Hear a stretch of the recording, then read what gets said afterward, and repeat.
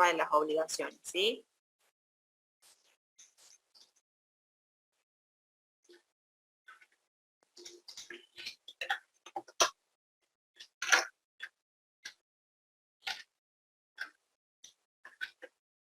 Ok, la idea es que nosotros podamos hoy desarrollar el tema de las obligaciones, ¿sí?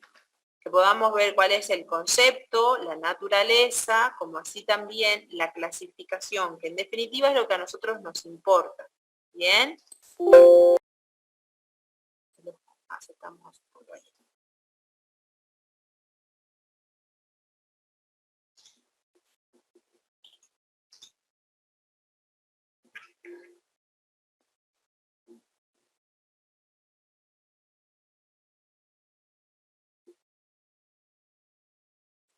Bueno.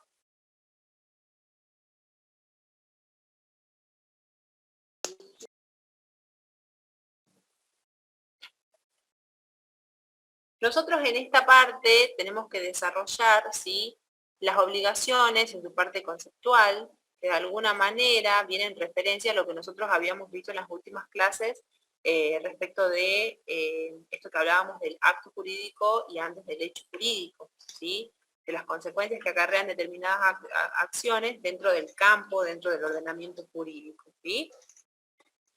Nosotros, en el material de estudio, ustedes tienen ahí el compendio de las obligaciones, está bastante detallado o desarrollado en función a la temática del derecho.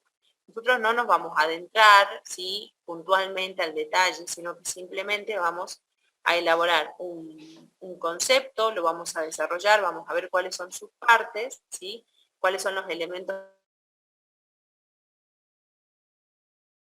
Se le cortó, profe. Clasificación, vamos a desarrollar diferentes ejemplos, ¿sí?, para así luego poder concluir, ¿sí?, en diferentes acepciones respecto de las obligaciones. Las obligaciones, ¿sí?, nosotros, recuerdan, está dentro de lo que era el acto jurídico. ¿Ustedes se acuerdan en las clases anteriores que habíamos visto un concepto de acto jurídico? ¿Alguien me lo puede recordar?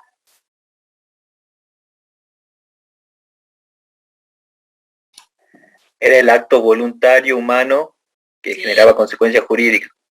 Es el acto voluntario lícito que tiene por fin inmediato la adquisición, modificación, ¿y qué más? Y o extinción de los derechos y obligaciones de las partes, ¿sí?, creando consecuencias jurídicas. En este caso, nosotros partimos, ¿sí?, del artículo 724 que se encuentra en nuestro Código Civil, ustedes lo tienen ahí, en donde nos dice, en este artículo 724, y nos da un concepto, ¿sí?, elabora un concepto donde nos habla de la obligación, ¿sí?, nos dice que es una relación jurídica en virtud de la cual el acreedor tiene el derecho de exigir del deudor una prestación destinada a satisfacer un interés lícito y ante el incumplimiento a obtener forzosamente, ¿sí?, la satisfacción de dicho interés. Entonces, podemos decir que este artículo de alguna manera configura, ¿sí?, cuáles son los elementos primordiales que deben estar presentes a la hora de hablar de las obligaciones, ¿sí? ¿Por qué decimos que es una relación jurídica? Porque en las obligaciones siempre hay un vínculo de dos partes, de dos o más partes, pero en este caso, cuando se refiere, es cuando A, ahí ustedes en la imagen les dice A, se refiere al acreedor, y a D, en el caso del deudor, por medio del derecho, ¿sí? Se produce un vínculo, una relación con características jurídicas. Cuando dentro del articulado nosotros vamos analizando y nos encontramos en la parte donde nos dice en virtud de la cual, se refiere justamente a esta relación jurídica que es la causa por la cual está sometido el deudor a las exigencias del acreedor, ¿sí? En donde el deudor asume esa obligación de cumplir con el objeto por el cual él se constituye en esta relación jurídica, ¿sí? Además, nos dice el 724 que el acreedor tiene derecho a exigir del deudor, es decir, que esa parte se refiere a los sujetos de la obligación, el acreedor como sujeto activo y el deudor como sujeto pasivo, ¿sí? Entonces, hay un derecho de exigencia, hay un derecho a exigir que está en cabeza del acreedor, ¿sí?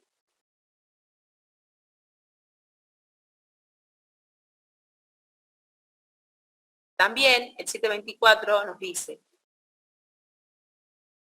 una prestación destinada a satisfacer un interés lícito. Bueno, en este supuesto hace referencia al objeto de la obligación, justamente esta prestación que decimos. Es decir, lo que se debe pagar. Cuando nosotros decimos debe pagar, justamente habla del objeto de la obligación, que ya más adelante vamos a desarrollar, qué tipo de obligación puede ser. Puede tratarse de una obligación de dar, de una obligación de hacer, o de una obligación de no hacer, que ya ahora, casi al finalizar de la clase, lo vamos a desarrollar con diferentes ejemplos, ¿sí? Siempre debe ser lícita la prestación, no puede estar por fuera del ordenamiento jurídico, ¿sí? Tiene que estar dentro del campo de lo legal. Y en la última parte de este articulado nos refiere, cuando nos dice ante el incumplimiento de esa prestación, ¿sí? Ante el incumplimiento, se puede obtener de manera forzosa la satisfacción de dicho interés. Es decir, que pone de manifiesto la responsabilidad que genera el no cumplir con la obligación, ¿sí? Es decir, el, ante el incumplimiento, ¿sí?, de la obligación, es decir, de esta prestación que puede ser dar, hacer o no hacer, ¿sí?, exige, ¿sí?, ante la situación de no cumplir con esa obligación, exigir de manera forzosa la satisfacción de ese interés, ¿sí? En principio, ¿sí?, lo que nos interesa a nosotros acá es saber cuáles son los elementos. Hablamos de una relación jurídica, ¿sí?, en donde participa un acreedor y un deudor, ¿sí?, frente a una prestación, que es el objeto de la obligación, y que esto está destinado a satisfacer un interés lícito, ¿sí? Y ante el incumplimiento de esa obligación que asume el deudor, se puede obtener de manera forzosa la satisfacción de dicho interés. ¿Bien? Ustedes ahí en el Código Civil y Comercial van a encontrar la definición, ¿sí? Está ahí el artículo, es en el artículo 724. ¿Bien? Todo eso está dentro del material de estudio, ¿sí? Ustedes tienen el artículo 724, lo tienen ahí conceptualizado, y abajo tienen, así como en la imagen, todo el detalle del análisis, ¿sí?, de todos los componentes que se encuentran, ¿sí? Se hace un desglose de este artículo 724 y se lo analiza en forma crítica. Lo que es importante destacar, ¿sí?, es en una instancia de incumplimiento, ¿sí? En ese caso, el artículo 124 pone de manifiesto la responsabilidad que genera el no cumplir con la obligación, ¿sí? ¿Vamos bien hasta acá? Sí, profe. Cuando nosotros decimos en el... Sí, profe. ¿Sí? ¿Sí? Pensaba que alguien quería comentar algo. No, le había dicho sí, profe. Ah, perdón. Ok. Bueno, pasemos, a ver, déjenme que ya se siguen sumando acá a sus compañeros, yo le doy ingreso. Profe, ese artículo solamente habla cuando el deudor no, ya, cuando hay incumplimiento de parte del deudor. No, en realidad acá es ante el incumplimiento.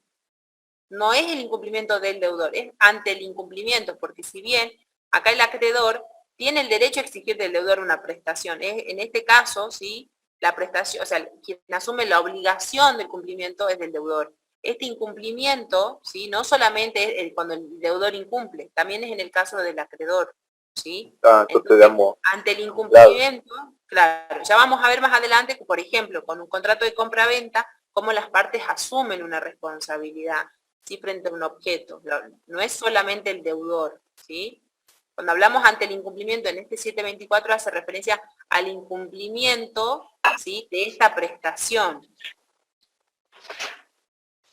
sí.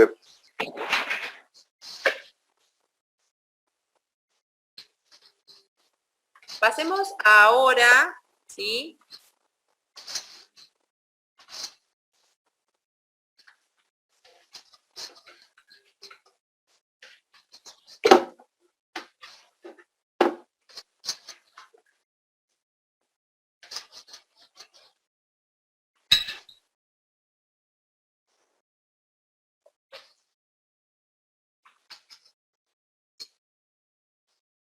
Es importante destacar otro de los elementos dentro de la obligación, ¿sí? Espérenme un segundito. Vamos, que les quiero hablar antes de pasar a las diferentes teorías de la naturaleza jurídica, ¿sí? A los elementos de las obligaciones, ¿sí? Los elementos de las obligaciones, bien, son aquellos componentes que se encuentran de manera indispensable en el artículo 724, ¿sí? Que son los que nosotros acabamos de desarrollar. Dentro de ese artículo 724, nosotros podemos distinguir los elementos esenciales de las obligaciones. ¿Cuáles son esos elementos? Por un lado se encuentran los sujetos, por el otro lado están los objetos y la causa, ¿bien? Cuando nosotros hablamos de los sujetos, recién habíamos dicho, ¿sí?, que son los sujetos de las obligaciones las personas, ¿bien?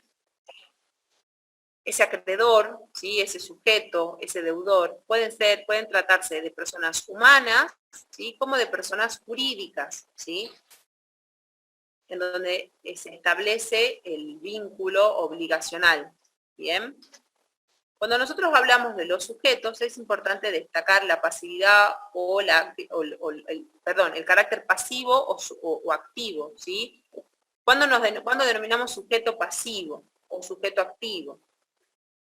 Nos dice el material que en toda obligación debe haber un sujeto activo. El sujeto activo es el acreedor, que es la persona que tiene derecho a exigir la prestación, ¿sí? Y el sujeto pasivo es el deudor, es quien debe cumplir la prestación. El primero tiene la titularidad de un crédito y el segundo es responsable de una deuda, ¿sí?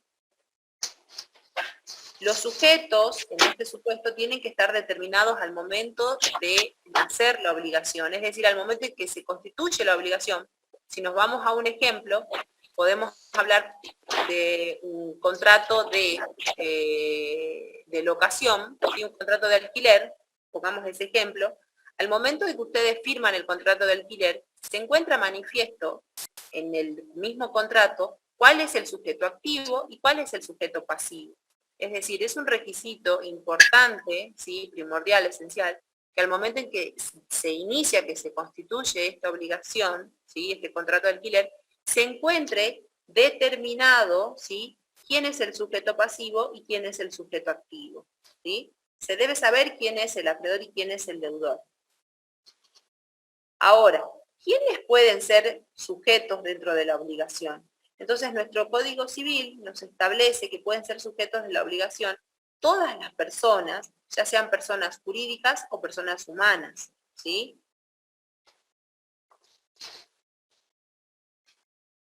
Sí, profe. Ahora, un animal o una cosa, ¿puede ser sujeto?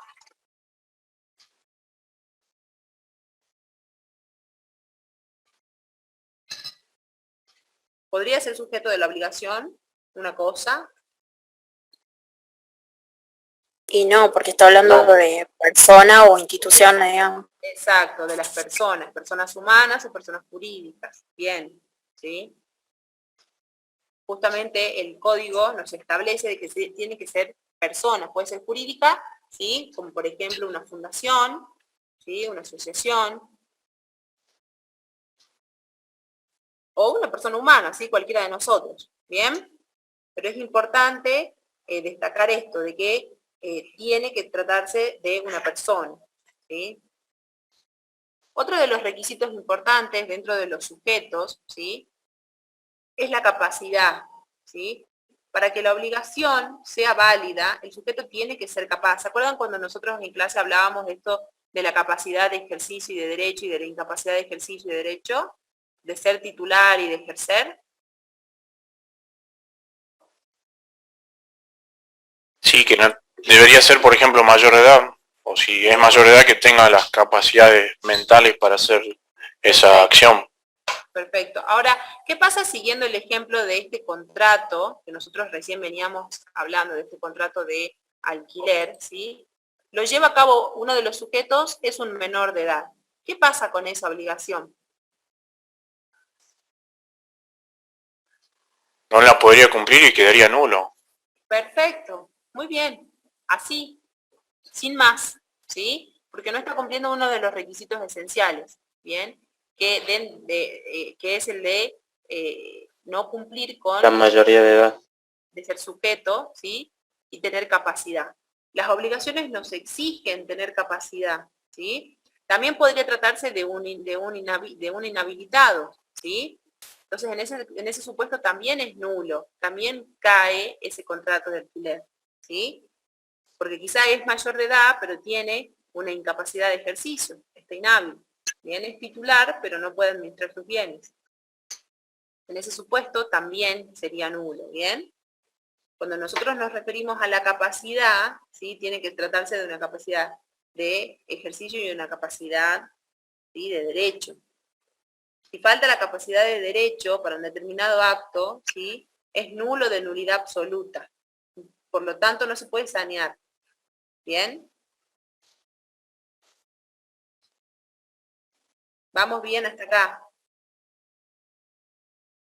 Como nota color, podríamos decir que en el año que la ley 26.579, esto todo lo que les estoy diciendo está dentro del material, si no ustedes ya lo pueden ir chequeando.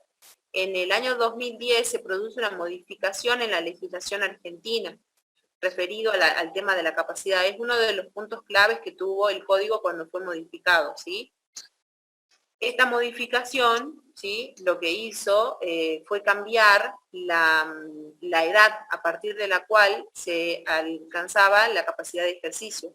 Antes, para adquirir la capacidad, ¿sí? Tanto de ejercicio como la titularidad, era a partir de los 21 años. Y ahora, actualmente, a partir del año 2010, con la modificación, la mayoría de edad, con lo cual eso conlleva una serie de transformaciones en los diferentes ámbitos de nuestro ordenamiento jurídico, como así también en la adquisición de los derechos y obligaciones de todas las personas. ¿Sí? Bien. Por eso, esta ley, ¿sí? Que estableció la mayoría de edad a los 18 años, esta ley, la 26.579, ¿sí? Nos dice que a partir de los 18 años ya somos mayores de edad y se tiene plena capacidad para ejercer derechos, ¿sí? La capacidad de ejercicio, desapareciendo las limitaciones o restricciones para la realización de actos civiles y comerciales. La mayoría de edad implica poder celebrar contratos, contraer obligaciones, ejercer el comercio, casarse, comprar, vender, etc. ¿Sí? Esta ley, la 26.579, que modifica de 21 a 18 años la capacidad, ¿sí? Se encuentra confirmado dentro de nuestro código en el artículo 25, ¿sí? De nuestro Código Civil y Comercial. Ahora, siguiendo el texto del Código Civil, en el artículo 24, ¿sí? Nos dice justamente, a continuación de lo que venimos hablando, quiénes son los incapaces de ejercer sus derechos. Y nos dice, las personas que son incapaces de ejercer sus derechos son, por ejemplo, las personas por nacer, las personas que no cuentan con la edad y el grado de madurez suficiente, por ejemplo, los menores de edad, ¿sí? Como así también las personas declaradas incapaz por sentencia judicial en la extensión dispuesta en esa decisión, ¿sí? Es importante destacar respecto de los menores de edad, ¿sí? Se debe tener presente que el nuevo código estableció un sistema de adquisición de la capacidad de ejercicio de manera gradual y flexible, porque antes no existía nada. Ahora lo que se hizo fue graduar esa capacidad de ejercicio, ¿sí? Esa graduación o esa gradualidad, como le quieran poner, ¿sí? En realidad hace referencia de acuerdo a la edad y al grado de madurez del menor, ¿sí? Entonces, ¿cómo se fue haciendo esta categoría, esta categorización? Los menores que no cuentan con edad y grado de madurez suficiente no pueden ejercer por sí mismos sus derechos y solamente pueden hacerlo mediante un representante. Por ejemplo, los padres o si tuviesen un tutor, ¿sí? Según el caso en particular. Y por otro, los menores que cuenten con edad y grado de madurez suficiente ya pueden ejercer por sí mismos los actos que les son permitidos por el ordenamiento jurídico. Todo esto, ¿sí? Que está dentro de las actualizaciones y de las modificaciones del Código Civil, ¿sí? De alguna manera fue tomando injerencia y se va materializando dentro de la sociedad, porque antes esto no se encontraba regulado. Directamente el menor estaba bajo la patria potestad de los padres, ¿sí? Y recién cuando adquiría la mayoría de edad tenía o alcanzaba esta capacidad de ejercicio. Sin embargo, ahora tuvo una modificación importante, ¿sí? Porque se fue dando esto de la gradualidad que venimos diciendo.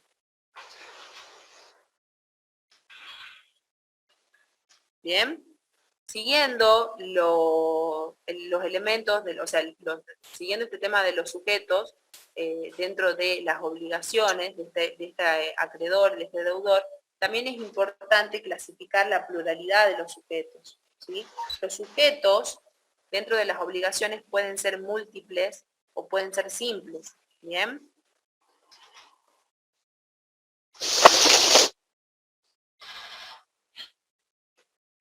Es decir, pueden haber varios deudores y varios acreedores. Eso va a depender de cómo se constituya la obligación al inicio. ¿Bien? Lo importante hasta acá es poder diferenciar estas características propias de los sujetos dentro de las obligaciones. ¿Sí?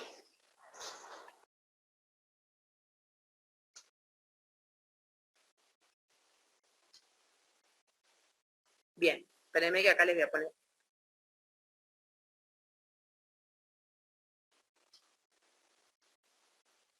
Acá en esta parte es lo que quiero que veamos, ¿sí? Ya vamos a volver a la imagen anterior, ¿sí? Cuando nosotros hablamos de los sujetos, ¿sí? Vamos a hablar de la pluralidad, ¿sí? De la simplicidad de los sujetos. Es decir, podemos hablar de muchos acreedores, de uno o varios acreedores y de uno o varios deudores, ¿sí? Por un lado tenemos, dentro de la pluralidad, que pueden ser varios deudores o acreedores, frente a una misma prestación, tenemos, ¿sí? A los sujetos, por un lado, son las disyuntivas, ¿sí? Son las obligaciones disyuntivas y las obligaciones conjuntivas. Yo ahí lo que podría poner, ¿sí? O disyuntas o conjuntas, disyuntivas o conjuntivas, es lo mismo, ¿sí? En el caso de las disyuntivas están a cargo de un deudor o deudor indeterminado, ¿sí? Por ejemplo, A o B deben pagarle 100 pesos a Jorge, ¿sí? De alguna manera, en esa forma estoy demostrando que no necesariamente el deudor cae en una persona, puede ser en una o en más personas. Y las conjuntivas, ¿sí? Esto es lo que quiero que remarquen, la O, porque es o A o B deben pagarle a Jorge, ¿sí? En cambio, las conjuntas o las conjuntivas, ¿sí? Es según la forma de obligarse, pueden ser simplemente mancomunadas, ya vamos a ver qué son las simplemente mancomunadas, o las solidarias, ¿sí? Las simplemente mancomunadas son aquellas en donde el deudor, cada deudor, ustedes siempre tengan en cuenta que acá estamos hablando de una pluralidad de sujetos. En este caso, dentro de las obligaciones podemos tener, por ejemplo, a Juan, Pedro y Rosa, ¿sí? Que son varios deudores y ellos se obligan a pagar solamente su parte. Y cada acreedor puede reclamar solo la parte que le corresponde a Pedro, Juan y Rosa, ¿sí? Entonces a Rosa no le puedo exigir la totalidad de la deuda porque ella solamente es responsable por la parte, por tanta cantidad de deudores que existen dentro de esta obligación. En cambio, en las solidarias, ¿sí? La totalidad del objeto, siguiendo el ejemplo, por ejemplo, que sea 100 pesos la deuda, puede ser reclamado por cualquiera de los acreedores o pagado por cualquiera de los deudores. Es decir, basta con que paguemos la prestación, que son los 100 pesos, en donde libera, ¿sí? Y ya se encuentra cumplida el objeto de la obligación y por lo tanto, bien, ya da por finalizada esa obligación, esa responsabilidad que tenían los deudores para con el acreedor.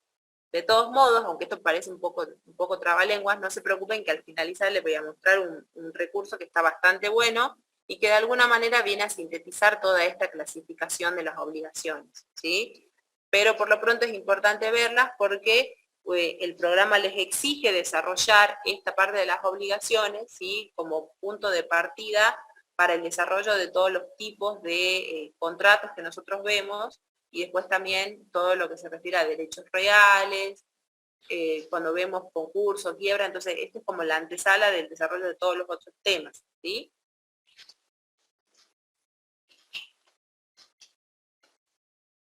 Bien, profe. Bien. Volvemos entonces un poquito para atrás. ¿Qué es lo que me interesa que lleguemos, ¿sí? a esta parte de no hay obligación sin causa, es decir, sin que derive de algún hecho idóneo para producirle. Yo no recuerdo si nosotros en las clases anteriores habíamos visto esto de causa fuente y causa fin, ¿sí?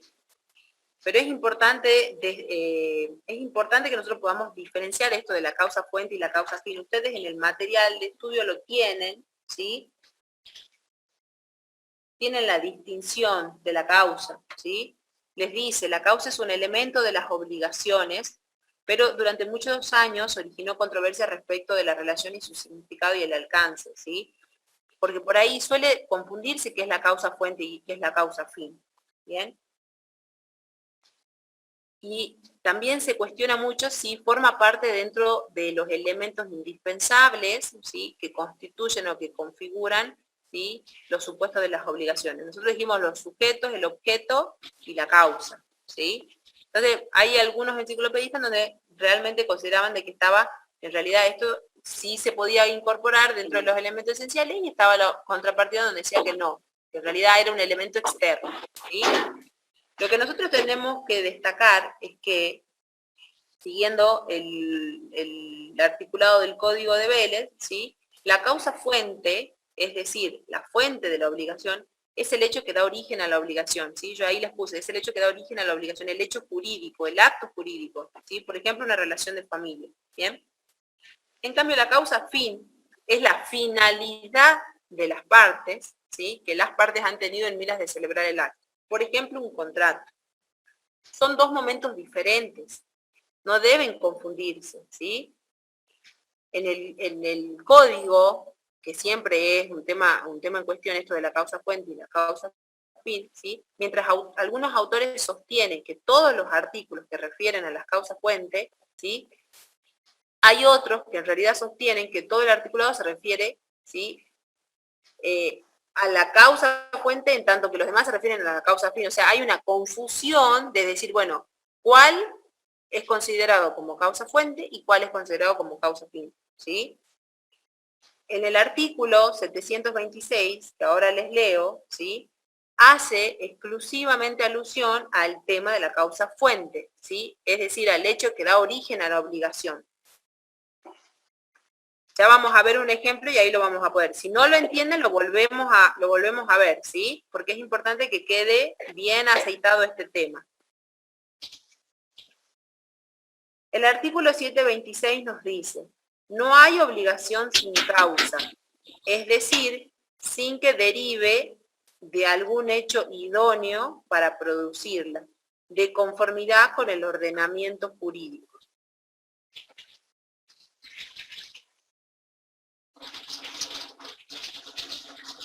¿Bien? Les repito, no hay obligación sin causa, es decir, sin que derive de algún hecho idóneo para producirla de conformidad con el ordenamiento jurídico. ¿Sí?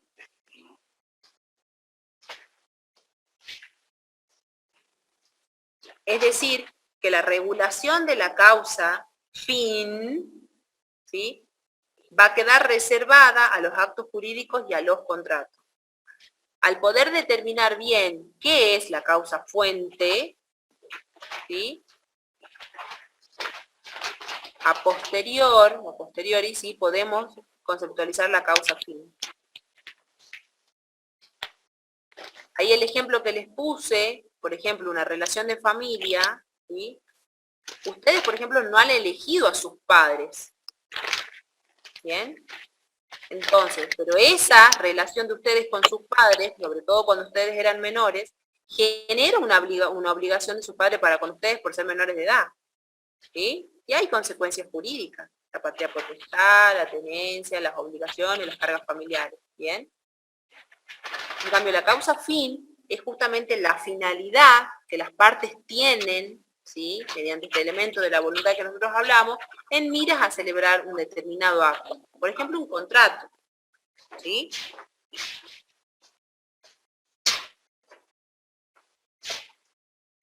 ¿Vamos bien hasta acá? Entonces, repetimos, la causa fuente es el hecho que da origen a la obligación.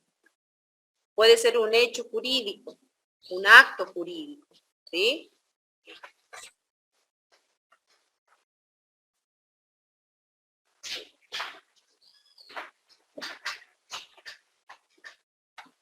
dentro de la causa fuente, ¿sí? Debemos clasificar a los contratos.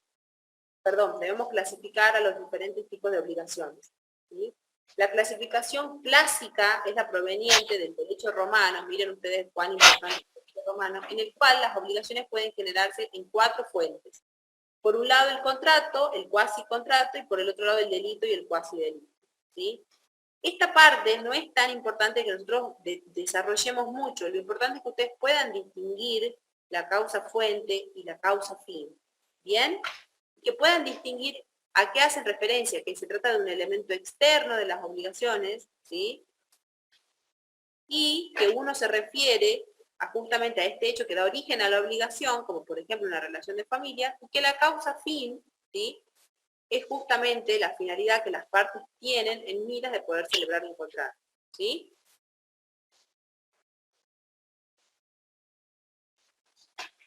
Esta parte, esta imagen, ¿hasta acá vamos bien, chicos?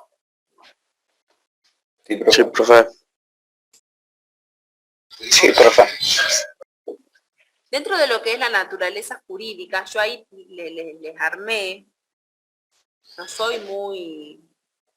no manejo o sea, soy un desastre, hablando mal y pronto, soy un desastre con esto de la tecnología, en algunas cosas para armar.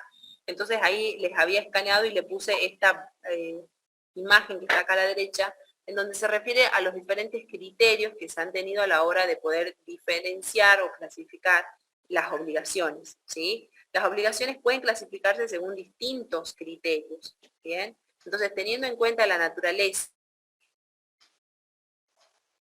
el objeto de la prestación de la obligación, en función a los sujetos que participan en esa obligación, ¿sí? O por la fuente que se ve en las diferentes obligaciones, podemos nosotros hacer una clasificación, ¿sí? En razón de la naturaleza jurídica de las obligaciones. A su vez, ahí yo les sinteticé a debatir, bueno, cuál es la naturaleza jurídica de las obligaciones, ¿sí? Ustedes lo tienen acá en el texto, ya les voy a decir en qué página está, o a continuación de qué tema. Está en la primera parte, ¿sí? Que refiere a la naturaleza jurídica de la obligación, ¿sí? Está como segundo tema, luego nomás de la conceptualización del desarrollo del 724, ahí ustedes lo tienen, a la naturaleza jurídica de la obligación. Y hay diferentes teorías, ¿sí? Por una parte, se encuentra la teoría subjetiva, ¿sí? En donde nos habla de la potestad o de la prerrogativa, es decir, estas personas, este grupo de estudiosos, por ejemplo Savigny, que habla de la potestad del acreedor, dice no, en realidad la obligación es un poder, una potestad del acreedor, ejercida sobre un hecho del deudor, ¿sí? Es decir, que esa facultad de exigir está en cabeza del acreedor, que la obligación es un poder, una facultad que tiene el acreedor, ¿bien? Otros depositaban, ¿sí? Que la naturaleza jurídica de la obligación se encuentra o se apoya en el objeto, ¿sí? Que en realidad está en la prestación, en esa relación patrimonial, ¿sí? Este caso, que es, digamos, estas ideas de Irving, en donde él decía, bueno, el derecho subjetivo, ¿sí? Era un interés jurídicamente protegido. El ordenamiento jurídico protege el interés del acreedor en que se cumpla la prestación. El crédito sería el título que permitiría lograr esa prestación, sin importar que la misma sea cumplida por el deudor o por otra persona. En el caso de esta teoría, de la teoría objetiva, en donde la naturaleza jurídica de la obligación está puesta en el objeto, en la prestación, ¿sí? La obligación aparece como una relación entre patrimonios, es decir, entre el patrimonio del acreedor y entre el patrimonio del deudor. ¿Bien? Ya que el acreedor ve satisfecho su interés cuando los bienes del patrimonio del deudor ingresan a su patrimonio. Es como que, en realidad, acá es una relación de patrimonio. Mi patrimonio con el tuyo, yo acreedora y vos deudor, ¿sí? Entonces, en realidad, esta obligación que nosotros hablamos, en realidad es una relación de patrimonios, no una relación donde hay una potestad a alguno de los acreedores que exige, ¿sí? como verán, son como muy extremas estas dos teorías, ¿sí? A su vez, dentro de estas dos, en un tercer momento nos encontramos con la teoría bipolar o del vínculo jurídico complejo, ¿sí? En este supuesto, la mayoría de la doctrina se apoya en esta, en donde combina un poco la subjetiva y la objetiva, en donde nos dicen que considera que en la obligación existe un vínculo complejo. Por un lado, hay un deber, ¿sí? Un deber del deudor de cumplir con esta prestación que estamos diciendo. Y por el otro lado, hay una facultad que tiene este acreedor de recurrir a medios legales para poder exigir el cumplimiento y así poder satisfacer su interés, ¿sí? ¿Vamos bien hasta acá? ¿Lo han encontrado?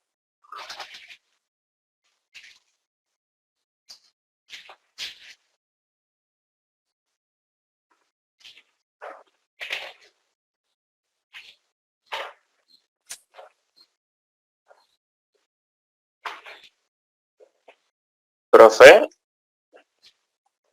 justo el PDF ese que dice legislación segunda parte llega hasta la diapositiva 11 nomás. Ok. Bueno, vamos a hacer, aguárdenme, aguárdenme unos minutitos, yo les voy a pasar por el grupo, ¿sí? Todo esto que estamos viendo. Aguárdenme un segundo. Bien. Después ustedes, yo ahora les voy a pasar como en formato de foto, ¿sí? Para que les quede ahí registrado. Después ustedes lo que pueden hacer es pasarlo por el Cam Scanner, una de esas aplicaciones, y lo escanean, lo comprimen y después lo pueden, y lo mandan y lo comparten bien, ¿sí? Ok, profe. A ver. Vamos a ver. Si no, lo que puede hacer es mandarlo al archivo por WhatsApp web. También, Para que ya tengamos el PDF. O si es más fácil, subirlo al campus. sí, lo que a ustedes les quede más cómodo, ¿sí? El año pasado se había enviado y después me parece, ¿por qué no figura en la plataforma? Porque me parece que nosotros, si mal no recuerdo, después nos manejamos un montón por el WhatsApp. De hecho, como eran tantos chicos, después les terminé tomando por videollamada, algunos no tenían buena conectividad para subirse al Zoom. Vieron que el año pasado como que colapsó el Zoom. Había momentos en donde no andaba ni para atrás ni para adelante, por lo menos me pasaba a mí de estar siempre, o a la siesta o a la noche me pasaba eso, siempre en los mismos horarios, entonces después ya terminábamos conectándonos por el WhatsApp. Me parece que como que quedó registrado ahí en el chat de ese grupo, y bueno, y después lo perdí. Entonces ahora ya les voy a dejar yo con este nuevo compendio que también tiene muy en cuenta las actualizaciones del Código Civil, ¿sí?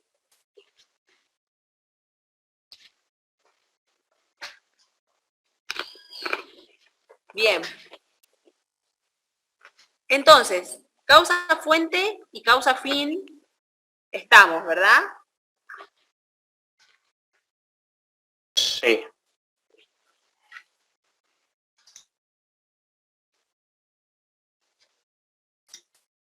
Ok. Vamos a pasar entonces ahora, obviamente ya les voy a marcar acá, ¿sí? Entonces, para resumir, ¿bien? Estos temas. Cuando hablamos de los elementos de las obligaciones, debemos decir, ¿sí?, que estos elementos de las obligaciones son los componentes indispensables para la existencia de la relación jurídica denominada obligación, ¿sí? Es decir, estos elementos tienen que estar presentes a la hora de hablar de obligaciones. ¿Cuáles son estos elementos? Por un lado nos encontramos con los sujetos, ¿sí?, en las cuales los sujetos, ¿sí?, son las partes que se constituyen dentro de las obligaciones y que están desde un primer momento al constituirse la obligación. Dentro de ellos podemos clasificar en sujetos activos, ¿sí?, que son los acreedores, que son aquellos que tienen derecho a exigir la prestación, y los sujetos pasivos, que son los deudores, que son aquellos que asumen la obligación de cumplir con esa prestación. Ahora, ¿todos pueden ser sujetos dentro de la obligación? Y no, nos dice el Código Civil que hay que cumplir con una serie de requisitos. ¿Cuáles son esos requisitos? Primero, ser persona humana o jurídica, ¿sí? Una persona física o una persona jurídica, por ejemplo, una institución, una fundación, una asociación, un organismo. ¿Bien? El segundo requisito nos dice el código que tiene que ser capaz, ¿sí? Es decir, tener capacidad. Y el tercer requisito, y no por ello menos importante, es que tiene que estar determinado o determinable, que es lo que nosotros recién dijimos, que tienen que estar constituidos al momento de iniciarse esta obligación, ¿sí? Al momento en que se constituye. Ahora, cuando nosotros hablamos de los elementos de las obligaciones, también debemos tener en cuenta el objeto, ¿sí? El objeto de esta relación jurídica. El objeto es la prestación, nos dice el Código de Vélez. Dentro de esta prestación hay diferentes tipos. Tenemos por un lado las obligaciones de dar, las obligaciones de hacer y de no hacer, ¿sí? Y dentro de ello también el Código de Vélez nos exige una serie de requisitos, ¿sí? Uno de ellos, ¿sí?, es que sea posible. Segundo, que el objeto sea lícito. Tercero, que sea determinado o determinable, que tenga una valoración económica, nos dice Vélez.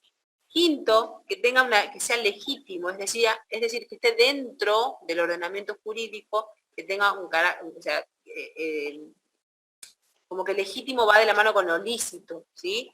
Y por último, que tenga un interés patrimonial o extra patrimonial del acreedor. Siempre tiene que tener una valoración económica, independientemente que esté dentro de lo patrimonial o lo extra patrimonial. Ya vamos a ver con unos ejemplos, ¿sí? Y la causa fuente y la causa fin, que es la finalidad, ¿sí? En el caso de la causa fuente habíamos dicho recién que es el hecho que da origen a la obligación y que es un elemento esencial, ¿sí? ¿Por qué? Porque no se concibe ninguna obligación que exista porque sí, ¿sí? Sin depender de algún hecho que le da origen. Siempre ustedes tengan en cuenta esto del artículo 726. No hay obligación sin causa, ¿sí? Y en el caso de la causa fin, ¿sí?, habíamos dicho que la causa fin era la finalidad que las partes tienen en mira de celebrar el contrato, ¿sí? La causa fin es materia de todo acto jurídico y se aplica a todo el género. Dentro de la causa fin, pero esto ya es como para ampliar esto de la causa fin, ¿sí? Dentro de la causa fin nosotros podemos distinguir la causa fin inmediata o la causa fin mediata, ¿sí? Es decir, va a depender de cómo se constituye la finalidad. Si hablamos de una causa fin inmediata, es la finalidad abstracta que ha tenido las partes al momento de contratar. Por ejemplo, en todas las compraventas, ¿sí?, ¿cuál es la finalidad que tiene el vendedor?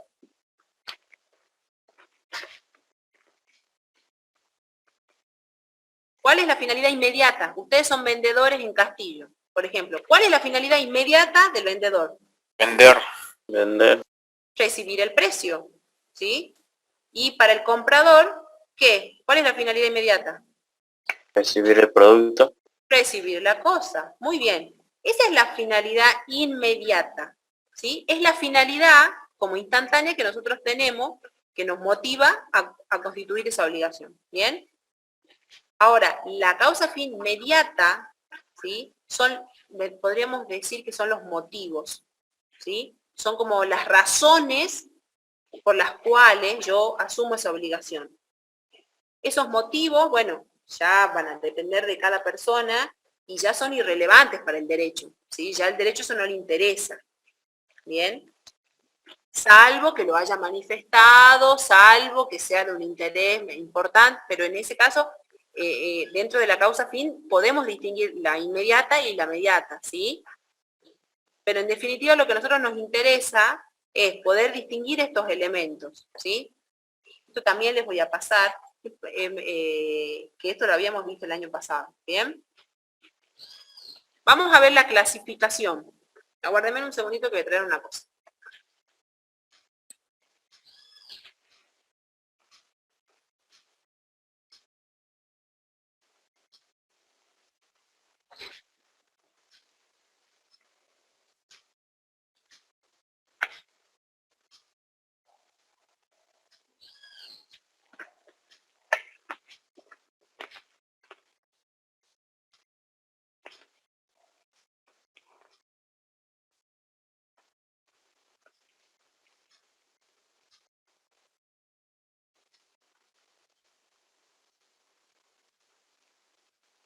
Bien, acá estamos.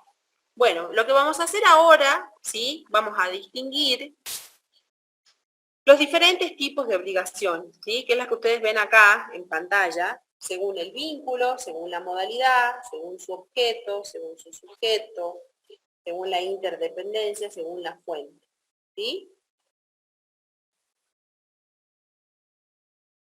En el libro tercero de nuestro Código Civil, en el capítulo 3, hace referencia a las clases de obligaciones. ¿Sí? Yo me imagino que ustedes, quizás por algún familiar o quizás por alguna amistad, hayan tenido acceso al Código Civil o no, ¿sí? Pero en el Código de alguna manera está ordenado de una manera en donde es fácil su acceso para poder llegar al contenido del mismo, ¿sí? Está dividido por libros, por capítulos, entonces lleva como una correlatividad en cuanto a los conceptos que nosotros vamos viendo, ¿sí? En el caso de este tema de las obligaciones se encuentra en el libro tercero y se refiere a las clases de las obligaciones, ¿sí? De los diferentes tipos de obligaciones, ¿bien? Por un lado, nosotros podemos hablar dentro de las obligaciones, según el vínculo que sea, podemos hablar de obligaciones civiles y de obligaciones naturales, ¿sí? Que ha quedado un poco desvirtuado, o por lo menos ya no se tiene tanta diferencia, siempre nos abocamos al vínculo civil. Cuando nosotros hablamos de las obligaciones civiles y naturales, podemos decir que las obligaciones civiles son aquellas en donde se constituyen dentro del marco o dentro de la regulación, ¿sí? Jurídica de nuestra legislación. En cambio, las naturales son aquellas que ya han prescripto. Por ejemplo, un vendedor, un acreedor, ¿sí? No puede exigir el cumplimiento de una prestación cuando ya han pasado 10 años, ¿sí? Al momento en que se constituyó esa obligación, ¿sí? ¿Por qué? Porque ya según el ordenamiento o la regulación legislativa, nos exige que una vez pasados los 5 años, ¿sí? Ya esa facultad, esa potestad que tiene el acreedor, ¿sí? Caduca, ¿sí? Entonces, simplemente podríamos hablar como de una obligación moral o digamos, como que uno tiene una obligación de cumplir, pero ya el campo legal ya no lo exige dentro de las obligaciones civiles, ¿sí? Cuando nosotros hablamos de obligaciones según la modalidad, recuerdan que recién habíamos visto de las puras y simples, ¿sí? Ya vamos a distinguir esto de las modales. Dentro de las modales hay diferentes tipos de obligaciones. Unas son las condicionales, ¿sí? En donde yo, dentro del objeto de la obligación, es decir, dentro de la prestación, pongo una condición, ¿bien? Ya lo vamos a ver con un ejemplo. O cuando establezco un plazo, o cuando establezco un cargo al cumplimiento de esa prestación. En el caso de las puras y simples es, por ejemplo, una compra y venta, ¿bien? La obligación es entregar un bien y en contraprestación pagar su precio, ¿sí? Susceptible de valoración económica, ¿sí? Cuando nosotros hablamos del objeto de las obligaciones, bueno, va a depender del objeto, es decir, según su naturaleza, y acá es donde quiero que nos detengamos, es decir, este objeto de la obligación puede tratarse de una obligación de dar, de hacer o de no hacer. Recuerdan que recién nosotros hablábamos de que dentro de las obligaciones tenemos el sujeto y el objeto, y que este objeto es la prestación. Bueno, ¿cómo puede ser esa prestación? Puede ser de diferentes formas, ¿sí? Puede tratarse de una obligación de dar, por ejemplo, de dar una suma de dinero, o de hacer, por ejemplo, cuando a mí me contratan para el servicio de un catering, entonces tengo que hacer toda la preparación, la elaboración, ¿sí? Del catering, ¿sí? O de una obligación de no hacer, ¿sí? Es decir, de una obligación, por ejemplo, de no obstaculizar el paso en una servidumbre. Por ejemplo, en el campo, que yo tenga mi terreno, entonces yo necesito tener una servidumbre de paso, es decir, tener un camino que me permita salir, ¿sí? Porque estoy, digamos, como atrapado, por decirlo de alguna forma, con los otros terrenos, entonces tengo que tener como un derecho de paso. Una obligación de no hacer es, por ejemplo, si yo, dueño de los otros terrenos, de las otras tierras, arriendo y le exijo, o sea, y le pido que no obstaculice esa servidumbre de paso que tiene el arrendatario colindante. Bien, de todos modos ya vamos a ver otros ejemplos, así ustedes despejan todas las dudas. Cuando nosotros hablamos de sujetos, ¿sí? Según la modalidad de las obligaciones, pueden tratarse de sujeto simple, es decir, un acreedor y un deudor, o plural, ¿sí? Es decir, pluralidad en acreedores y pluralidad en deudores. ¿Bien? Cuando hablamos de obligaciones según su interdependencia, nosotros podemos distinguir en principales y accesorias, ¿sí? Y según la fuente pueden ser legales, contractuales o extracontractuales. ¿Bien? Y estas de alguna manera se asocian según el vínculo que se establezca de la obligación. ¿Bien? Porque las extracontractuales serían como el vínculo natural y las legales y las contractuales encuadrarían dentro del marco de las obligaciones por el vínculo en el caso de las civiles, ¿sí? Lo que a nosotros nos interesa, lo que yo quiero detenerme en realidad, es que ustedes puedan referirse o desarrollar esto de la modalidad, según el objeto, ¿sí? Quiero que ahí nos detengamos un poquito en esto de las obligaciones de dar, hacer o no hacer.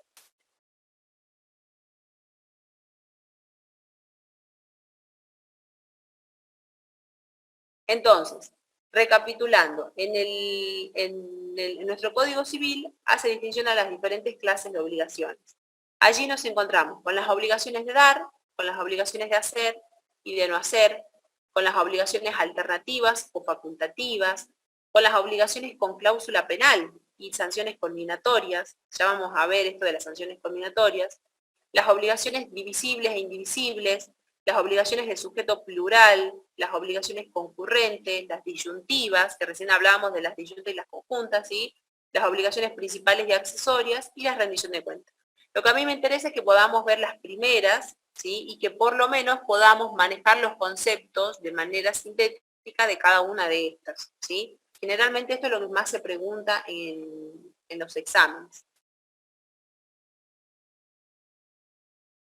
Bien, entonces, cuando nosotros hablamos de las obligaciones, ¿sí? Déjenme que ya paso para acá. Bien. Podemos hablar de las obligaciones según su objeto. Pueden tratarse de obligaciones de dar, de hacer, ¿sí? O de no hacer. Ahí está, no hacer, de dar y de hacer. Bien.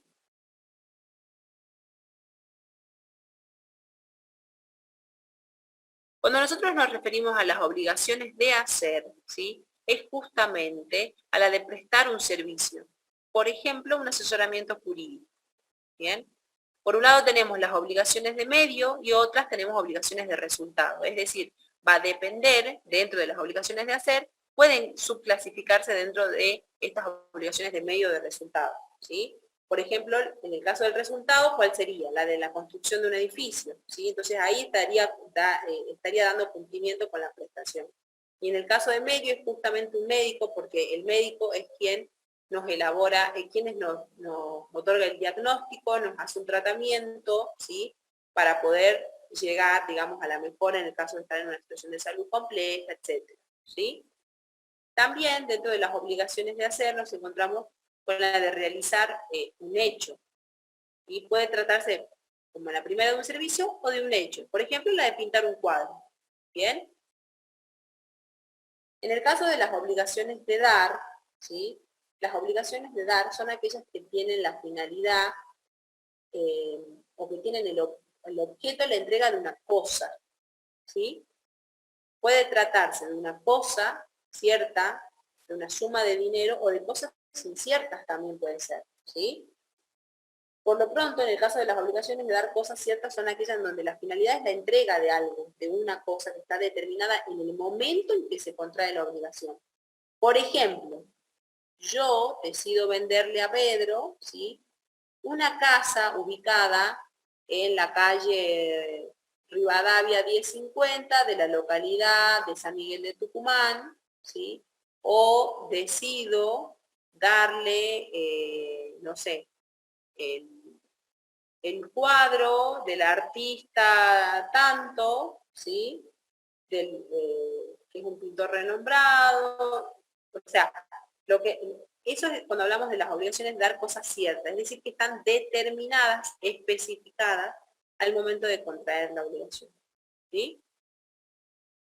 ¿Cuál es la finalidad de estas obligaciones de dar? La finalidad es la de transferir una cosa, ¿sí?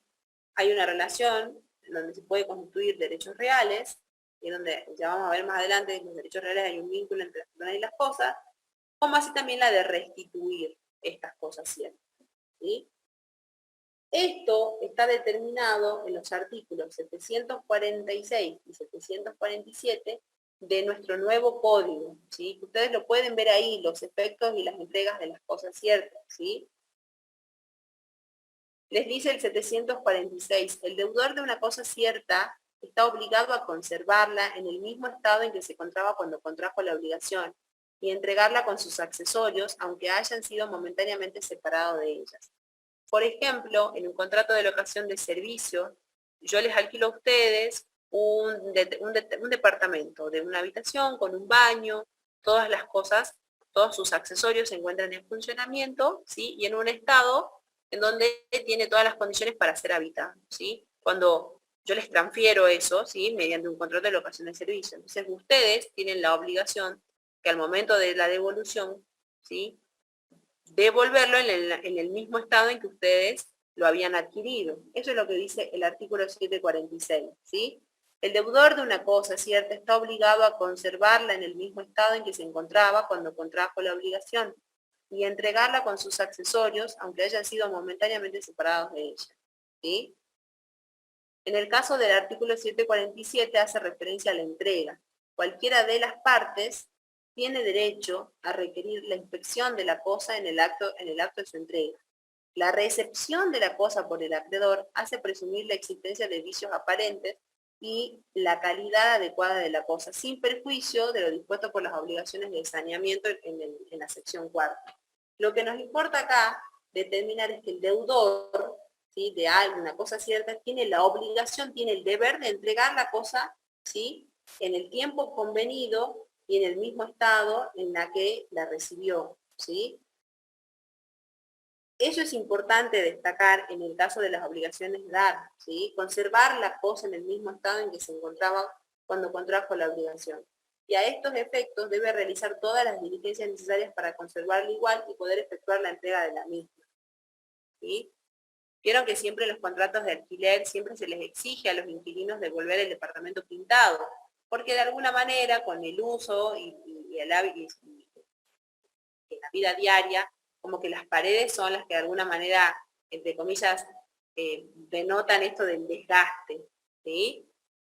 Entonces, como estamos hablando en este artículo de que es importante conservar la cosa, así que a fin de que al momento de la devolución se encuentre en las mismas condiciones que se la adquirió, ¿sí? De alguna manera podríamos decir que, bueno, es una de los ejemplos como más comunes que podemos encontrar en este supuesto, ¿bien?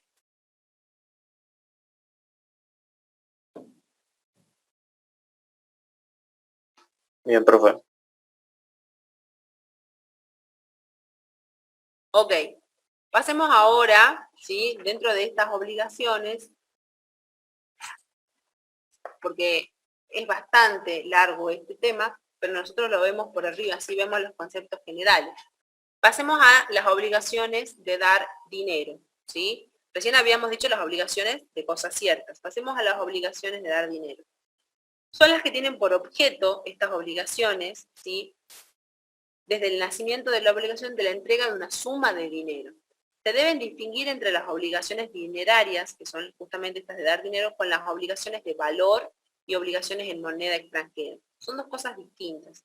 El dinero es el denominador común de los valores y es el instrumento idóneo que nosotros tenemos para poder cancelar cualquier tipo de crédito.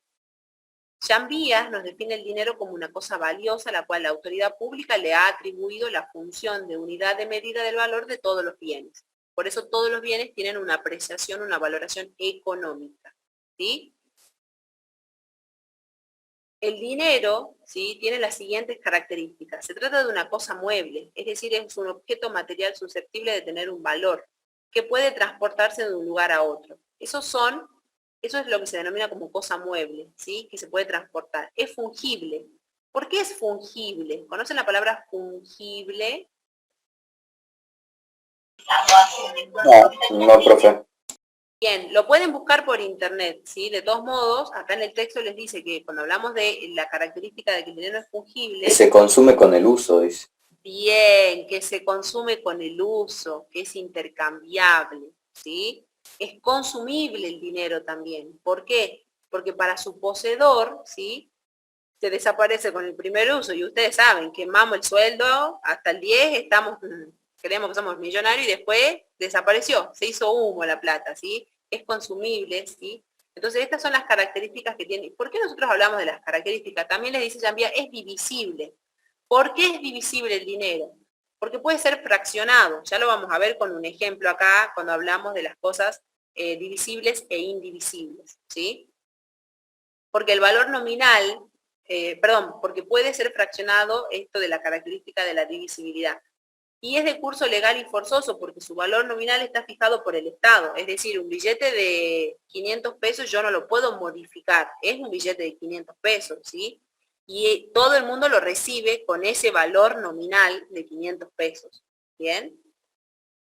Entonces, la obligación de dar, ¿sí? La obligación es de dar dinero siempre que el deudor deba cierta cantidad de moneda, determinado o determinable. ¿Bien? Al momento de constituir la obligación. Si por el acto por el que se ha constituido la obligación se estipuló dar una moneda que no sea de curso legal en la República Argentina, la obligación debe ser considerada como de dar cantidades de cosas y el deudor puede liberarse dando el equivalente moneda de curso legal. ¿Sí? ¿Se entiende? Sí, profe. Sí.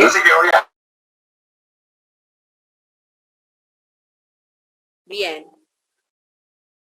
Pasemos ahora, ¿sí?, a la obligación del deudor. En este supuesto, ¿sí?, de dar sumas de dinero, ¿bien?, el deudor debe entregar la cantidad correspondiente de la especie asignada. ¿Bien? Tiene la obligación de justamente dar cumplimiento con esta prestación de dar la suma de dinero, ¿sí?, siempre teniendo en cuenta el valor nominal fijado, ¿sí?, por nuestro Estado.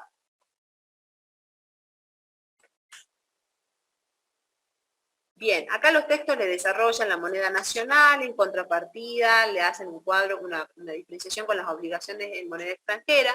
Nosotros eso no lo vamos a ver, ¿sí?, porque es bastante extenso y en definitiva a nosotros lo que nos interesa es poder distinguir esto de las obligaciones, ¿sí? Pero lo que es importante destacar cuando nosotros hablamos de las obligaciones de dar es justamente esto. Por un lado, de dar cosas ciertas, es decir, determinadas al momento de contraer la obligación, de dar sumas de dinero, como así también de cosas inciertas, ¿sí?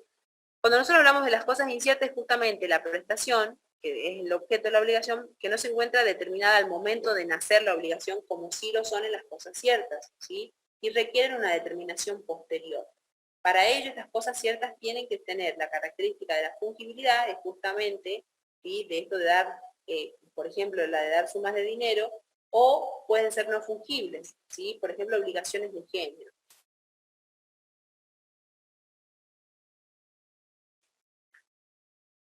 Bien.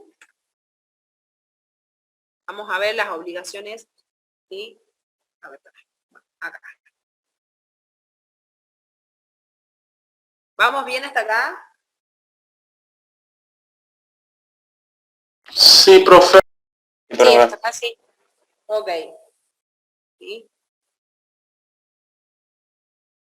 Entonces, tenemos por un lado las obligaciones de dar, las obligaciones de hacer, ¿sí? Es importante destacar que las obligaciones de hacer, ¿sí?, como recién habíamos dicho, consiste en esto de la prestación de un servicio o en la realización de un hecho. Que recién dábamos los ejemplos acá en la imagen, ¿sí? La obligación de hacer tiene la finalidad de llevar a cabo, ¿sí?, una actividad que tiene que realizarla el deudor. ¿Bien? Puede tratarse de un servicio o de entregar una cosa. Por ejemplo, prestar un servicio como un servicio de telefonía o de realizar algo como por ejemplo la de pintar un cuadro que recién decíamos, ¿sí? Las obligaciones de hacer se encuentran establecidas, ¿sí?, en nuestro artículo 774 del Código Civil, en donde nos habla, por un lado, de que cuando nosotros nos referimos a esto de las obligaciones de hacer, se refiere a la realización de una cierta actividad, ¿bien?, que también procura al acreedor un cierto resultado concreto, con independencia de la eficacia de la realización de eso, ¿sí?, de ese servicio o de ese hecho, ¿bien? También procura el acreedor el resultado prometido, ¿sí? La cláusula llave en mano a un producto, ¿sí? O producto en mano está comprometida con este punto, ¿bien? Es importante tener en cuenta que cuando nosotros hablamos de las obligaciones de hacer, es decir, de este 774, hace una distinción entre una cosa son las obligaciones de medio y otra cosa son las obligaciones de resultado, como le pusimos ahí, ¿sí? Esto es importante distinguir, ¿bien? Son diferentes, por ahí se confunden. Una obligación de medio es cuando el deudor se compromete a realizar una actividad con toda su diligencia, ¿sí? Para poder lograr un resultado, pero sin asegurarme de que suceda o no. Por eso les puse el ejemplo del médico, ¿sí? En cambio, las obligaciones de resultado, ¿sí? Es cuando, por ejemplo, un obrero se compromete a realizar una determinada obra, por ejemplo, una escultura, que sé yo, un artista, ¿sí? O, por ejemplo, una máquina, ¿bien? En donde se da cumplimiento cuando, por ejemplo, se hace la entrega, entre comillas, simbólica de las llaves del edificio, ¿sí? Ahí se da por concluido esta obligación de resultado, ¿bien?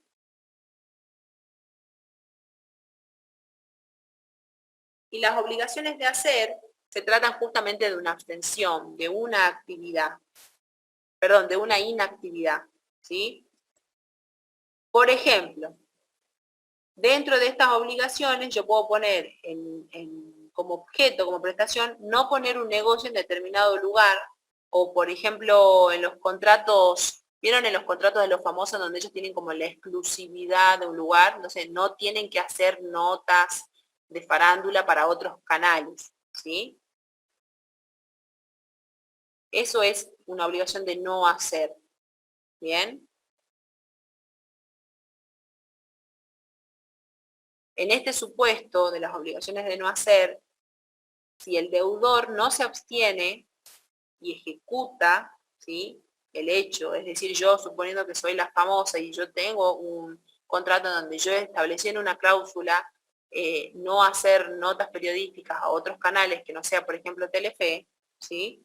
Yo incumplo con eso, no me abstengo y ejecuto el hecho, el acreedor, ¿sí? Puede exigir que las cosas vuelvan a su estado anterior y así que se destruya lo hecho o solicitar la autorización, ¿sí? Para destruir a costa del deudor. En este caso yo tendría como que retrotraer, bueno, en este caso ya interviene un incumplimiento del contrato y hay un resarcimiento, bueno, es todo un desarrollo más complejo, ¿sí? Otro ejemplo sería, por ejemplo, a ver, cuando vieron en estos de en las exigencias dentro de los barrios que lleva a cabo el IPB, en donde hay mucha gente que hace las paredes a una altura que sobrepasa, ¿sí? el máximo de la altura de la pared.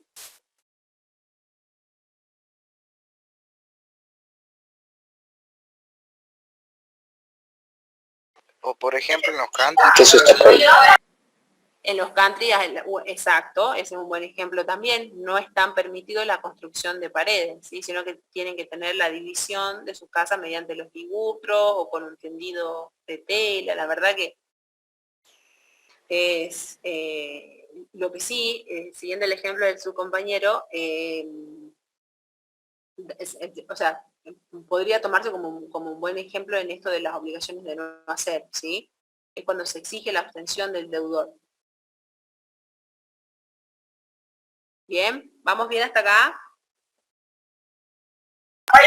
Sí, Sí, profe. Dentro de las obligaciones, recuerden que nosotros habíamos visto acá, y esto de las obligaciones alternativas y de las obligaciones, ¿sí? Facultativas, ¿bien? Cuando nosotros hablamos de las obligaciones alternativas o facultativas, ¿sí? Se refieren justamente a aquellas obligaciones, en el caso de las alternativas, a obligaciones que tienen varias prestaciones independientes y que quedan cumplidas cuando el deudor ejecuta una de ellas. Por ejemplo, te pago 10.000 pesos, ¿sí? O te entrego mi auto, ¿bien? Son obligaciones en donde la prestación está puesta de manera alternativa, o una cosa o la otra, ¿sí? La obligación alternativa tiene por objeto una prestación entre varias que son independientes. O sea, te doy una cosa o la otra, ¿sí? Entonces el deudor está obligado a cumplir una sola de ellas. ¿Bien? En el caso de las obligaciones facultativas, las obligaciones facultativas tienen por finalidad una sola prestación, que es la principal, ¿sí? Que dan al deudor la facultad de librarse cumpliendo otra prestación, es decir, la relación entre lo principal y lo accesorio. Por ejemplo, ¿sí? Debo entregar 500 botellas de vino Merlot chileno, ¿sí? Esto está en el texto, ¿no? Esa sería la prestación principal, ¿bien? Es la obligación que yo tengo, entregar 500 botellas de vino, ¿sí? Merlot chileno. Esa es la característica de la obligación, del objeto de la obligación. Pero convengo que también me puedo liberar entregando 500 botellas de vino Malbec argentino. Entonces, suponiendo que en el tiempo en el cual yo tengo la obligación de cumplir con esta prestación, pero veo que están las fronteras y no puedo hacer ingresar estos vinos chilenos, yo sé que puedo dar cumplimiento, ¿sí? Con otra, o sea, puedo suplir, ¿sí? Y así deslindarme de esta obligación, entregando la misma cantidad de vinos, pero ya con otras características. Entonces es como una prestación accesoria. La accesoria me libera, ¿sí?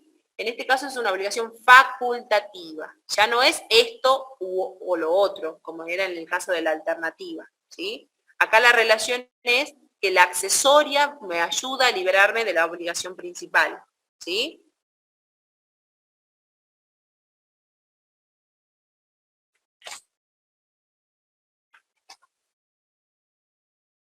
Bien, las obligaciones con cláusula penal y sanciones conminatorias, ¿sí? No vamos a ver, la verdad que son temas muy interesantes, pero en realidad son muy complejos y la idea es que podamos achicarnos en cuanto a los conceptos, porque es bastante teoría lo que ustedes tienen que manejar, ¿sí? Lo que me interesa es que podamos ver las obligaciones divisibles e indivisibles, que esas sí son importantes, ¿bien? En el caso de las obligaciones divisibles, ¿sí? Las obligaciones, ¿a qué se denomina divisibilidad? ¿Qué entienden ustedes por divisible? Que ¿Se puedo puede separar? que puedo separar. Bien, ¿sí? Bien, ¿sí? Las obligaciones son divisibles cuando tienen por objeto prestaciones de cumplimiento parcial, ¿sí? ¿Cuáles son los requisitos de la divisibilidad? Que haya una pluralidad de deudores o acreedores, ¿sí? Si hay solamente un deudor y un acreedor, la prestación debe ser cumplida por entero, ¿sí? Aunque su objeto sea divisible. Bien, entonces una de las características de la divisibilidad es que haya pluralidad de deudores. Por ejemplo, le debo 1.000 pesos a 2 acreedores, ¿sí? Entonces, vendo 150 kilos de naranja a 3 compradores, ¿sí? ¿Se entienden los ejemplos? Es importante que en el caso de la divisibilidad haya pluralidad para que se pueda dividir. Porque si no, si hablamos de un deudor y de un acreedor, ¿sí? No estamos cumpliendo esta característica propia de la divisibilidad, ¿sí? También otro de los requisitos de la divisibilidad es que la prestación, ¿sí? Sea materialmente fraccionable. Cada una de las partes tenga la misma calidad del todo. ¿Bien? Como por ejemplo, que las naranjas sean bien lindas todas para cuando yo vendo estos 150 kilos, pero a 3 compradores, ¿bien? Tiene que tener el mismo valor y que esa división no afecte el valor de la cosa ni que se torne antieconómico. Acá el ejemplo que les da en la guía de estudio, ¿sí? Es por ejemplo, cuando ustedes tienen un diamante o un rubí y lo fraccionan, entonces pierde notablemente su valor. en realidad no se pretende eso con la divisibilidad, ¿sí? Sino que siga, o sea, que esta división no le afecte al valor de la totalidad de lo que estoy fraccionando, ¿bien?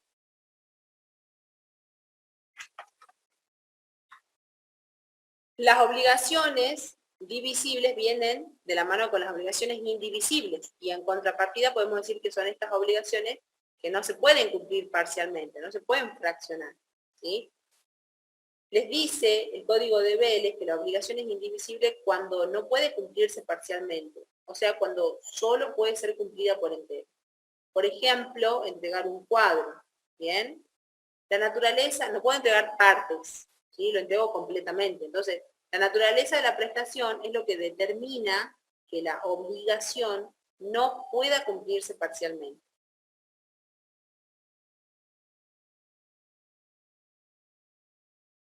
Por ejemplo, les voy a dar un ejemplo y ustedes después lo van a ver en el recurso que le digo al final. Pueden combinarse la divisibilidad y la indivisibilidad. Supongamos que yo tengo una mueblería, o que vendo, o por ejemplo que trabajo en una empresa, qué sé yo, de Movistar, de Claro, ¿sí? En donde vendemos celulares. Entonces ustedes vienen, ¿sí? Y la obligación es, en mi caso, entregarles el celular y a cambio del valor económico de este celular, ¿sí? En dinero. Entonces, yo no les puedo entregar a ustedes, ¿sí? Siguiendo los lineamientos, mi obligación sería una obligación indivisible, porque yo no les puedo entregar partes del celular. Pero ustedes asumen una obligación divisible, es decir, me van a pagar en cuotas la totalidad del celular, ¿sí? ¿Se entiende la diferencia? Pueden combinarse las obligaciones, no necesariamente una se tiene en cuenta al momento de constituir una obligación, ¿sí? ¿Se entiende?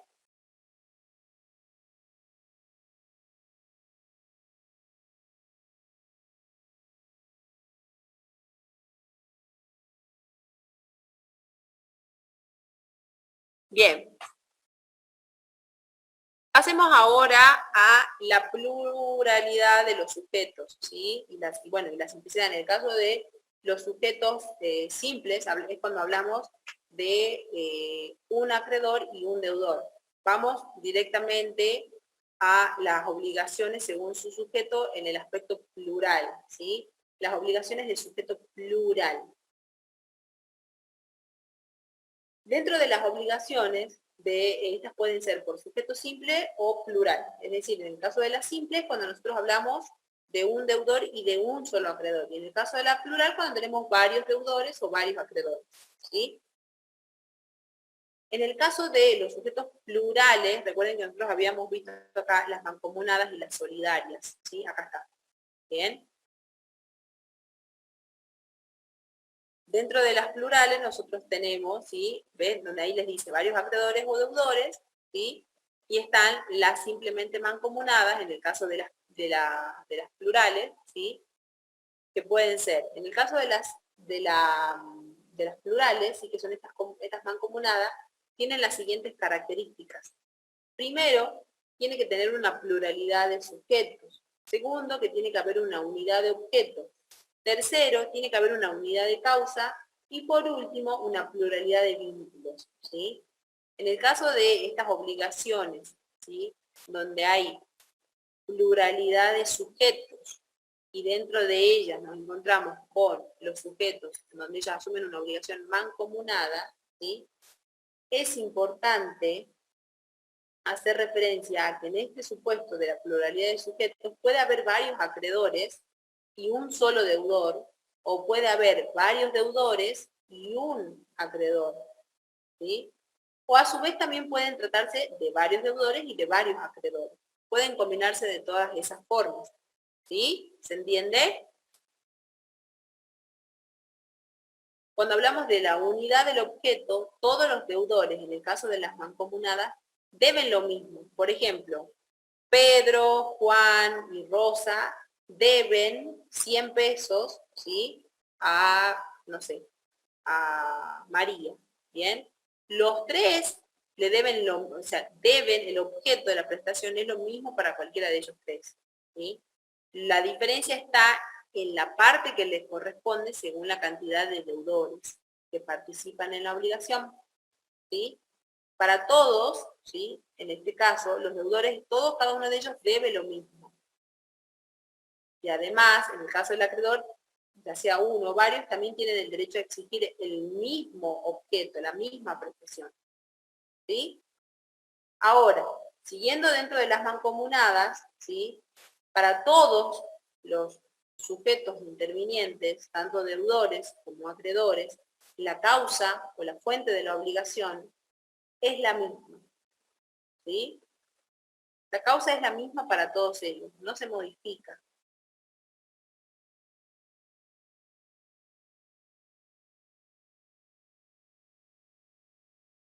¿Sí?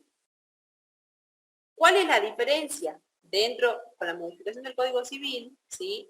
Dentro de la distinción de estas obligaciones donde hay pluralidad de sujetos, ¿sí? Se encuentran las obligaciones solidarias, ¿sí? Que se distinguen de las mancomunadas. En el caso de las mancomunadas, uno asume la obligación de cumplir con esa prestación, pero por la parte que le corresponde, ¿sí? Según la cantidad de deudores. Es decir, si yo debo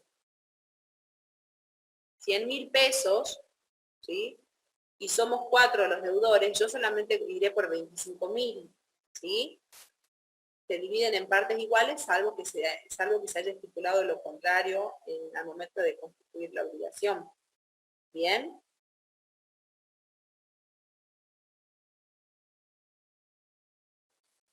¿Y por qué hacemos tanto énfasis en esto de que yo soy responsable por la parte que me toca? Porque en el caso de las solidarias, ¿sí?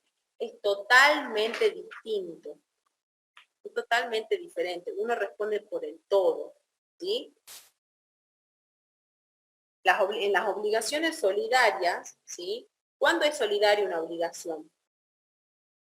Les dice el Código de Vélez, cuando la totalidad de la prestación puede ser reclamada por cualquiera de los acreedores o a cualquiera de los deudores en virtud del título constitutivo de la obligación o de una disposición de ley, ¿sí? Es decir, hay tantos acreedores o deudores, pero todos, ¿sí? Tienen la responsabilidad por el total de la prestación. Ustedes ahí se dan cuenta cuán importante es una sola palabrita, ¿sí?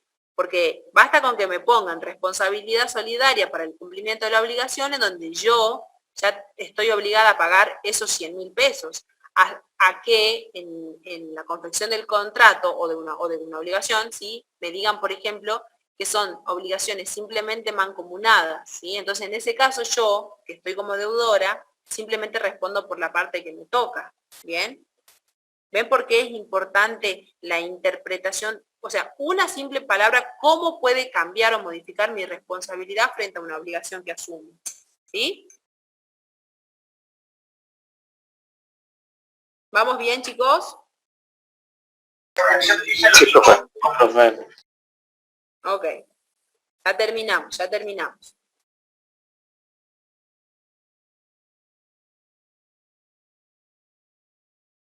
Quiero que veamos esta última parte según la modalidad, ¿sí?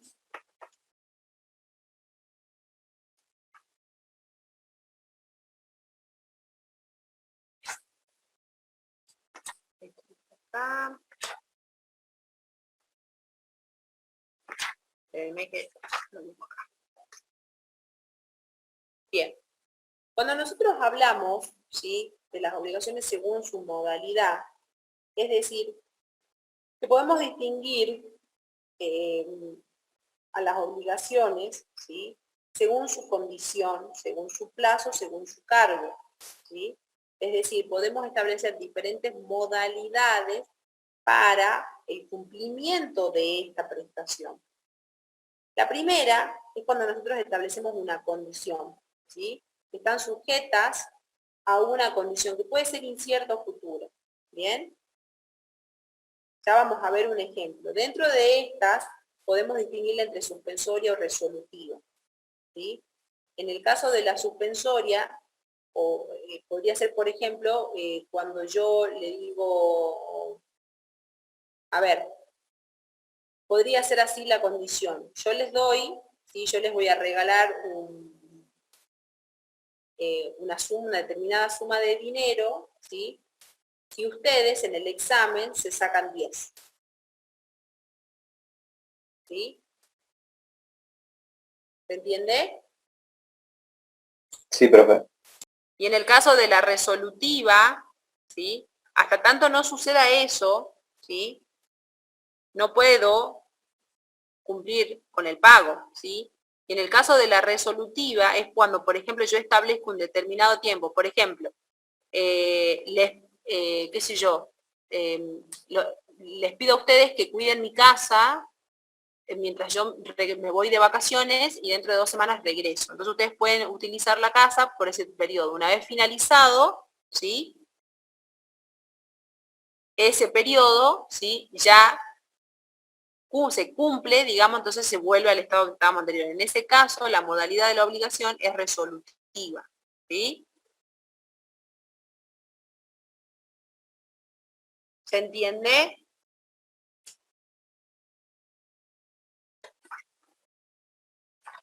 Se entiende, profe. profe.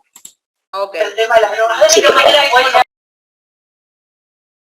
En el caso del plazo, la modalidad puede estar establecida, ¿sí? Según la exigibilidad, ¿sí? Que va a depender de la producción de un determinado hecho futuro o incierto, ¿sí? Es justamente siguiendo el ejemplo anterior, podríamos decir que también cumple con los requisitos de esto, porque va a depender del tiempo establecido, ¿sí? Para poder exigir el cumplimiento de la obligación. ¿Bien?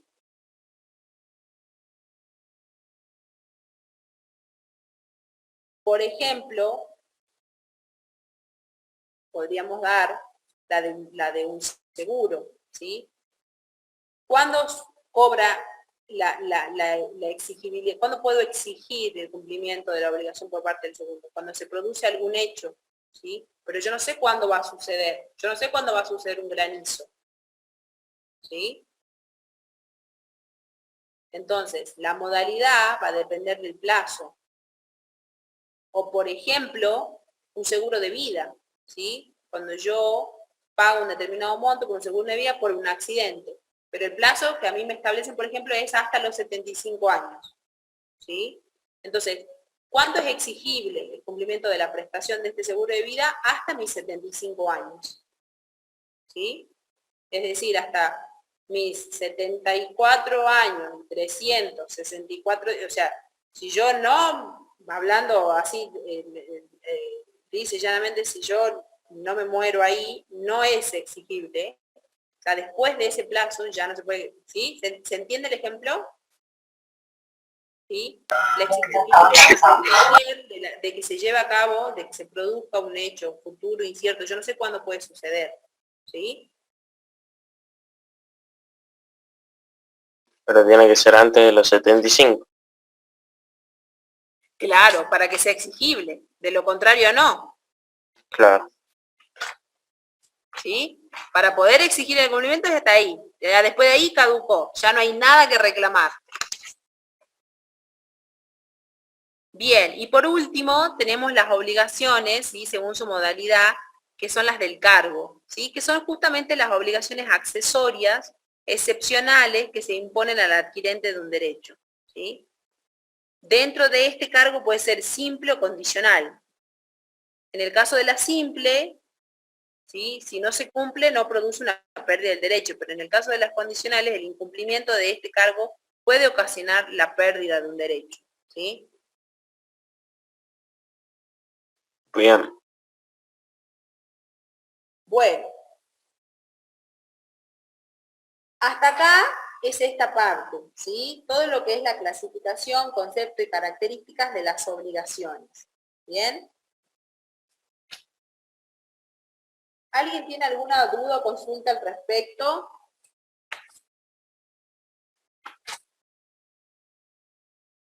Creo que está todo. Yo ahora les paso por ya les escaneo esta parte y ya les paso, ¿sí?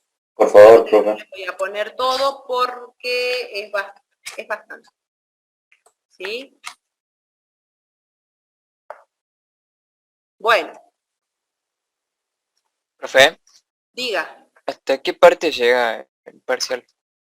El parcial va a llegar hasta los contratos parte general. Ok.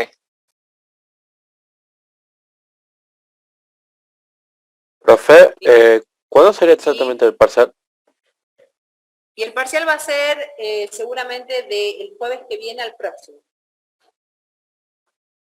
O sea, en 2 semanas. Sí. Recién. A ver. Quedaría la clase que viene y ahí hacemos un repasito general. Por eso estaría bueno. Yo ahora nomás les paso, ya me quedo acá, les paso esto ahora y ya nos queda solamente ver contratos parte general, que es la parte de introducción, y ya podemos rendir. ¿Sí? Profesora, ¿en el parcial pide mucha teoría o también pide ejemplos? Así, por ejemplo, no sé, de las obligaciones, qué es una obligación divisible, qué es una obligación indivisible. Sí. Generalmente se piden los ejemplos. Ahora les voy a pasar un video, ¿sí? Pues la verdad que ustedes tienen, como estudiantes, tienen un montón de recursos. La verdad que esto de tener el internet y poder encontrar tantas cosas en la web es excelente, porque sinceramente se encuentra de todo. Y a mí lo que me gusta es que por ahí la parte teórica se hace un poco tediosa escucharla, simplemente como yo puedo ir relatando los ejemplos o puedo ir desarrollando los textos. Ustedes ven que es mucha teoría y ustedes son programadores, pues yo los considero así. Y ustedes son programadores dentro de unos meses, dentro de poco tiempo, pero son programadores. Entonces, en internet pueden encontrar un montón de recursos de aprendizaje muy buenos, ¿sí? Yo encontré ahora uno y les comparto, es de una mexicana que les explica así punto por punto, con ejemplos lindos, todo, entonces como que te quedan, bueno, esto es las obligaciones divisibles e indivisibles. Estas son las obligaciones de dar cosas ciertas e inciertas. ¿Cuál es la diferencia entre causa fuente y causa fin? Bien, ok, esta sería la causa fuente, esta sería la causa fin, ¿sí? ¿Cómo puedo combinarlas? ¿Cuáles son los requisitos que me piden? Bien, por ejemplo, el caso de las sumas de dinero, o te entrego las sumas de dinero o te entrego mi auto, ¿sí? Esas son las obligaciones facultativas o alternativas, ¿no? En ese caso son las alternativas, porque es una cosa o la otra, o sea, tiene una dinámica en donde va metiendo los ejemplos, entonces así uno como que va marcando bien las diferencias de todos los tipos de obligaciones, ¿sí? Profe, ¿cómo sería el parcial? ¿Sería múltiple choice, en un formulario? ¿Cómo sería? Estamos terminando de decidir con algunos profes que vemos en para armar, ¿sí? Me parece que yo soy siempre de la idea, por eso mucho no me quieren, soy de la idea de tomarles oral. Yo si fuese por mí, les tomo oral, a uno por uno, ¿sí? Me basta con 2 o 3 preguntas para saber si manejan los conceptos, nada más. Tenga compasión, perdón. Pero en ese supuesto, son muchos ustedes, yo tendría que estar como 2 días tomando el examen, ¿sí? Entonces no es tan viable, esa forma, esa modalidad, ¿sí? Así que ya para el próximo jueves ya va a estar definido cuál va a ser la modalidad. O sea que oral se descarta, digamos, no va a ser oral. No, oral de manera individual, quizás oral en forma coloquial sí se puede hacer. En grupo, digamos. Me parece que no quieren rendir ustedes oral, ya miren que no les No, a ver, las caras. Cuando dice coloquio, yo tengo entendido que es como cuando haces como un tipo cuadro sinóptico en una hoja y dependes de usted, digamos, pues. Claro, sí, o rinden 3 o 4 de forma coloquial, sí, pueden rendir 3 o 4 y va pasando la pregunta hasta que uno la responde. Les toca un tema, lo desarrollan y se hacen preguntas. Pero como les digo, ustedes son por lo menos 80. Por lo menos me figuran 80. Ahora son 40. Acá me figura que son 40 los participantes. Pero ustedes son un montón. Son 2 comisiones juntas. Entonces, ya el jueves vamos a definir. Por lo pronto, sí vayan estudiando, vayan armando sus cuadros, ¿sí? Sus cuadritos sinópticos que los va a ayudar un montón. ¿Cómo van con las otras materias? ¿Ya han empezado a rendir? No, profe. Ok. Sí. Va, Sí, bueno. hemos rendido, bueno. Bueno, algunos sí, otros todavía no. Bueno, sí, ya estamos entrando a esta instancia del primer parcial, ¿sí? Así que ya es importante ir manejando los primeros conceptos. Y si recuerden, por favor, cargar los trabajos a la plataforma para que les quede registrado, ¿sí? Sí, profe. Ok, bueno chicos, si no tienen ninguna otra consulta, Profe, ¿cómo hacemos con la asistencia de ahora o no toma? sí, por favor, pásenmela, me la pasan por el WhatsApp. Bueno, listo, profe, nos vemos. Bien, profe. Muchas gracias, que ande bien. Profe, ya tiene el grupo de WhatsApp. Le he dicho que le mande un mensaje por